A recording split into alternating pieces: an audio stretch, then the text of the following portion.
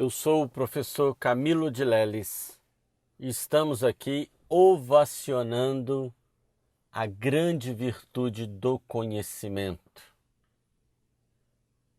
Conhecimento que é algo profundamente humano e que vai produzir muitos frutos que são essenciais para a nossa vida. Em qualquer época, em qualquer tempo, em qualquer lugar. Penso que seria importante aqui entendermos alguns conceitos para nos ajudar neste trabalho, nesse exercício do conhecimento. E a primeira palavra para entendermos o sentido do seu conceito é a palavra senso. Senso é um juízo claro. Senso é uma capacidade de questionar. É sensatez. Senso é agudeza no olhar. E daí vem a palavra bom senso, que seria agir de forma coerente, de forma prudente, agir com sensibilidade para aquilo que acontece. O bom senso nos faz agir numa medida ética, numa medida em direção ao bem. E aí vem uma outra palavra que é o consenso. Consenso é um acordo geral entre os membros de um grupo. É uma negociação da maioria. Então, o consenso ele é fundamental, por exemplo, na democracia, em que numa eleição há um consenso da maioria, não necessariamente a melhor escolha, mas o consenso ele vai dar primazia para a maioria. E é claro, aí vem o contrassenso. O contrassenso é um dito contrário. O contrassenso seria um disparate, uma contradição. Seria você ir um pouco contra um senso.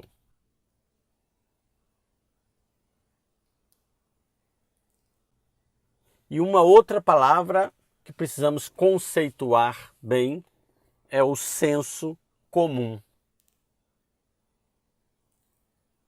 O senso comum é um modo de pensar da maioria e que muitas vezes viraliza nos meios de comunicação e pode até virar modismo. O senso comum é, na maioria das vezes, sem reflexão crítica e consciente. É muito mais opinião doxa do que reflexão, episteme.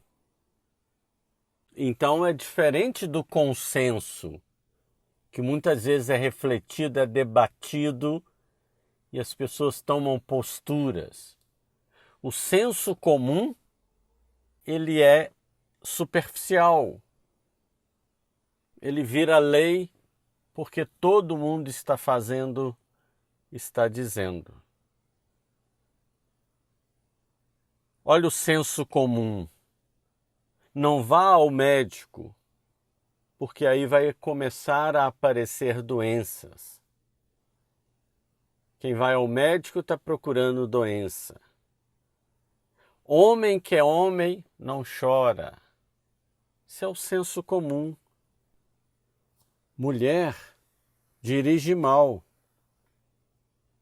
Tudo que vem do exterior é melhor do que o que é produzido no Brasil. E aí nós ficamos com aquele complexo de que no Brasil tudo é ruim e não valorizamos a nossa própria nação. Muitas vezes, em sala de aula, na PUC, quando conto aos meus alunos uma descoberta nova ou algo muito importante, eu sempre pergunto depois: qual país vocês acham que fez essa grande descoberta? Por exemplo, os primeiros neurocientistas que conseguiram contar o número de neurônios que o ser humano tem. Nunca nenhum neurocientista havia feito isso. E eu perguntava: são neurocientistas de que país? E as pessoas passavam pela Europa, pelos Estados Unidos, e eu dizia: foi no Brasil, foi na Universidade do Rio de Janeiro, uma federal. O senso comum alimenta os preconceitos. O senso comum abre mão da criticidade. Ele não vai a fundo nas questões. E uma das grandes potencialidades do ser humano é a criticidade. Criticidade é uma palavra que deriva do grego e significa discernir, interpretar, julgar, distinguir entre verdade e erro. A criticidade, ela mora na medula do ser humano. Sem criticidade, o ser humano é compacto. Ele deixa de ser espaço aberto à vida. Sem criticidade, o ser humano perde a respiração racional. Ele embota a inteligência. Então nós precisamos de criticidade no olhar, uma criticidade óptica. O olhar crítico, ele é maravilhoso, que vai captando os detalhes, que vai captando as situações, o contexto, o pretexto, os intertextos. Ou seja, o conhecimento a partir da interpretação, interpretar a vida, os acontecimentos, ou o conhecimento que vai ajudar na questão das minhas escolhas, a criticidade para escolher, como que o conhecimento vai me ajudar a fazer boas escolhas. Também o conhecimento que vai me ajudar no agir, uma criticidade praxeológica, vem de prax. Prax é um agir consciente, um agir maduro, sem coação. Ela é aliada da autonomia humana, aquilo que o grande filósofo Gadamer vai chamar de criticidade emancipatória, que leva o ser humano a se tornar agente, sujeito, que leva o ser humano a ter uma paixão pela verdade, pela liberdade. O conhecimento não quer o ser humano cego nem escravo, mas quer um ser humano lúcido e autônomo. Estou aqui fazendo um convite ao pensar. Vejam bem, Deus nos dotou de bilhões de neurônios, com sinapses, com uma memória ilimitada. Existe uma postura no meio religioso equivocada e que se chama fideísmo. A palavra fideísmo vem do latim fides. Fides em latim é fé, mais o ismo, que é um exagero. Então, o fideísmo é uma fé que abre mão do pensamento, abre mão da criticidade, da reflexão, como se fé e razão fossem opostas, inimigas. como se a fé, como muitos ateus acham, fosse irracional. A fé pode e deve ser pensada, refletida, sistematizada. É claro, a razão não esgota a fé, mas pode ajudá-la. O Papa João Paulo II, hoje santo, em sua encíclica Fides et Ratio, ele usa uma expressão de Santo Tomás de Aquino, dizendo que a razão e a fé são duas asas que elevam o ser humano. Vejam o que ele está dizendo. É que a pessoa de Deus, ela usa a asa da fé e a asa da razão, do conhecimento, do entendimento, para se elevar. No fideísmo, a pessoa fica voando com uma asa só e ela fica rodando, ela não avança. Quando o Evangelho de Lucas diz que Maria, ao receber a palavra do anjo, anunciando a vinda do Messias ao ventre dela, diz o evangelista que Maria pôs-se a pensar e questionou o anjo: como se dará isso? Vejam bem, a fé não é bobinha.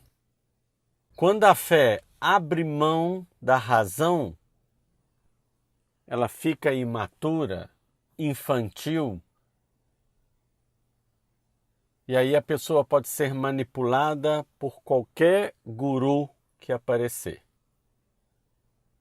E tem igrejas hoje fazendo absurdos, lavagem cerebral, coisas inimagináveis. Um pastor na África mandou os seus fiéis pastarem. E a igreja saiu toda e foram lá pastar grama. Claro, metade foi para o hospital com intoxicação, porque nós não digerimos uma grama, não somos quadrúpedes. Deus vai me pedir para pastar? Há muitos anos atrás, nos Estados Unidos, um líder de uma seita religiosa levou mais de 2.000 pessoas ao suicídio simultâneo. O fideísmo fica uma fé supersticiosa, bobinha. O fideísmo faz com que as pessoas façam uma leitura da Bíblia ao pé da letra, sem interpretar. E aí se tira conclusões equivocadas. Então a pessoa diz: Jesus chamou 12 discípulos e só chamou homens, não tinha nenhuma mulher no grupo. Então a mulher não pode assumir à frente nenhum serviço na igreja. Olha, isso é um equívoco. Jesus não era machista. Ele estava em um contexto patriarcal. Tem que se fazer uma hermenêutica, uma interpretação deste texto. Sem conhecimento, uma pessoa desavisada, ela pega o texto de Gálatas, capítulo 5, que fala que os frutos da carne são contrários aos frutos do Espírito. E quando a pessoa vê fruto da carne, carne, ela pensa em bife, em corpo. Então, parece que São Paulo está dizendo: o corpo é contra as coisas de Deus. O corpo é mau. Então maltrate o corpo, reprima o corpo, esconda o corpo. Não. Paulo usa uma palavra grega sarx. Carne sarx. Não é corpo, é concupiscência, é inclinação ao mal, é maldade. O que Paulo está dizendo é que as coisas maldosas, as coisas que intencionam o mal, são contrárias às coisas de Deus. Porque Deus é bom, Deus é amor. A falta do conhecimento faz a Bíblia dizer o que ela não quer dizer. Então, o conhecimento, vejam bem, é um bom tempero que vai bem com tudo. O conhecimento sobre o amor, sobre as relações a dois, sobre a sexualidade, sobre a vida, sobre a minha vida, como que é importante pensar a sua vida. Passe em revista a sua vida. O filósofo Platão já dizia: uma vida que não é pensada não merece ser vivida. Sem o conhecimento, desculpem a expressão, você fica vendo a vida vacalmente,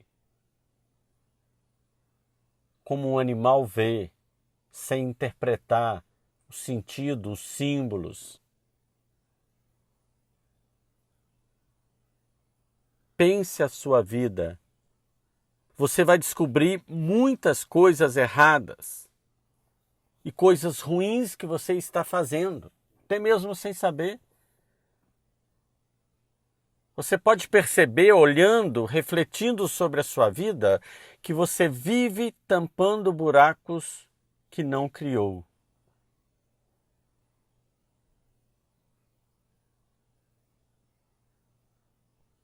E enquanto você carrega a mala dos outros, você deixa a sua para trás. Pense. Se você está deprimido, você pode estar vivendo mais do passado do que do presente. Se você está ansioso, você pode estar vivendo mais do futuro do que do presente. Se você não está em paz, você pode estar ignorante de muita coisa no seu presente. Pense. Remorso do passado. Aborrecer-se no presente. Temer o futuro. A vida não pode ser assim. Vamos arrumar a casa. Pensar a minha vida. Pensar minhas escolhas. Pensar como uso o meu tempo. Conheça sua vida. Conheça o que você está fazendo da sua vida. Conheça para onde vai te levar as suas escolhas. Porque você faz suas escolhas e suas escolhas fazem você. Você é o que você escolhe. Conheça a sua vida. Isso é um trabalho. Invista nisso. Vale a pena conhecer, porque a vida não é qualquer coisa. É a única coisa que você tem. com a virtude do conhecimento, você arruma seu passado, clareia seu presente e prepara seu futuro. Tenho que pensar. E pensar não é ficar imaginando coisas, acessando a memória, lembrando. Não. Isso é um desfile de ideias. Isso é um evento que está acontecendo em sua cabeça. Pensar é um trabalho. Pensar é organizar as ideias de forma crítica. É pegar aquele desfile das ideias, tirar alguns do desfile, colocar alguns que estão atrás para frente, realçar outros. Isso é pensar, é um trabalho. Pensar e organizar as ideias. Temos então que aprender a pensar. Por quê? Porque a realidade é complexa, não é rasa. Pensar porque as pessoas são hipercomplexas, são profundas. E diz aquele homem, ignorante, agora entendi as mulheres.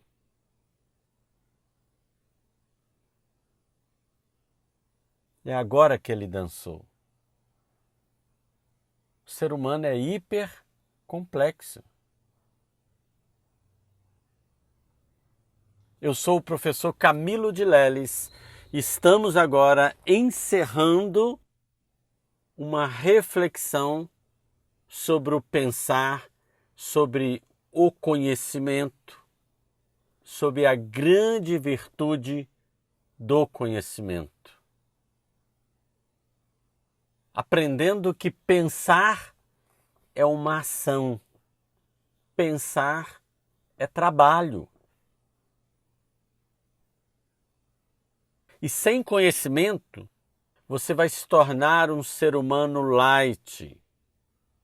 Para usar uma expressão aqui do espanhol Henrique Rojas, em seu livro El Hombre Light. Sem conhecimento, você se torna uma pessoa light. O que é a pessoa light?